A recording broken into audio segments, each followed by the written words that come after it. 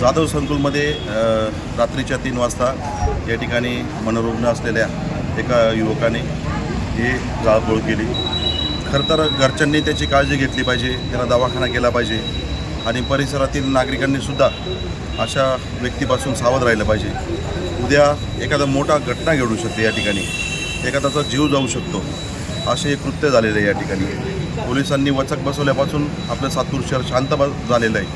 कुठेही दंगा नाही, कुठेही राडा होत नाही, परंतु असं हे प्रकार हा वाईट आहे हे सांगतो आणि या परिसरातील या रुग्णाची काळजी घेतली पाहिजे, त्याचा उपचार करून घेतला पाहिजे। आज कातकडे संकुल येथील दुकानांच्या इथे खाली उभ्या असलेल्या काही गाड्या एक अज्ञात इसमाने रात्रीच्या येऊन पेटवल्या आणि त्या पोलिसांना कळालं, रात्री त्यांनी येऊन बुजवल्यासुद्धा आहे। आता आम्ही पोलीस कंप्लेंट पण दिलेली आहे, पण त्याच दुकानदारांचं खूप नुकसान झालेलं आहे।